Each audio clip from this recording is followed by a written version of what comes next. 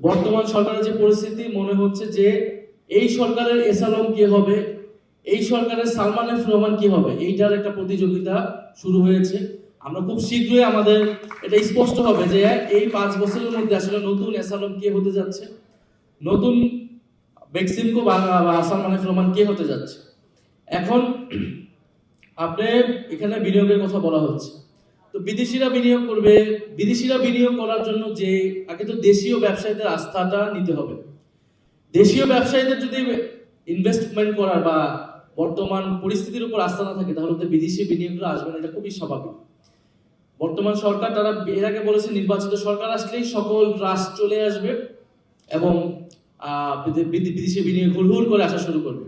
কিন্তু আমরা দেখলাম ডক্টর ইউনূস যতটুকু সক্ষমতা দেখিয়েছে আন্তর্জাতিকভাবে বিভিন্ন সম্পর্ক স্থাপন এবং বাংলাদেশে টাকা আনার ক্ষেত্রে, এই সরকার কিন্তু কোনো একটা দেশ থেকে এখন পর্যন্ত দাওয়াত পর্যন্ত পায়নি। তো আইএমএফ এর ঋণ তাদের বন্ধ হয়ে গিয়েছে।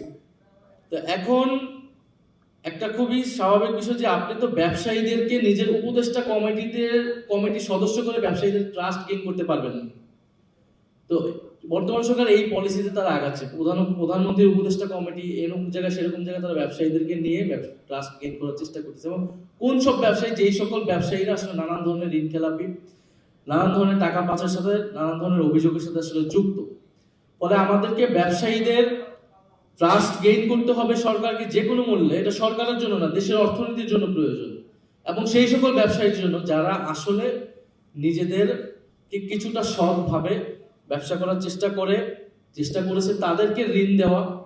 আমাদের যারা এসএমই, যারা ক্ষুদ্র এবং মধ্য শিল্প বিস্তারের কথা আমরা বলে আসতেছি, আমরা বড় বড় গোষ্ঠীকে, কর্পোরেটকে আপনারা ঋণ দিবেন, যে ঋণ আপনি জানেন যে ঋণ সে রাজনৈতিক লবিং এর মাধ্যমে পায়, যে ঋণ সে শোধ করে না। কিন্তু একটা কৃষককে যদি 5,000 টাকার ঋণ হয়, সেই ঋণ পরিশোধ না করলে তাকে আপনি কোমর বেঁধে আপনি নিয়ে যান, জেলখানা নিয়ে যাচ্ছেন, বা আপনি হচ্ছে এখানকার ক্ষুদ্র ব্যবসায়ীরা ব্যাংকের পিছে ঘুরে ঘুরে তারা কোনো ধরনের ঋণ পাচ্ছেন। তো এইটা যদি দেশের পরিস্থিতি হয়, তাহলে আসলে এই অর্থনীতির চাকা ঘুরবে না। এবং আমাদের এই প্রত্যাশা থাকবে এই বাজেট থেকে যে আমরা কিভাবে বিনিয়োগ বৃদ্ধি করতে পারি দেশীয় এবং বিদেশি ব্যবসায়িকদের, সেটার জন্য যে ট্রাস্ট দরকার, সেটার জন্য অবশ্যই রাজনৈতিক সংস্কারটা লাগবে।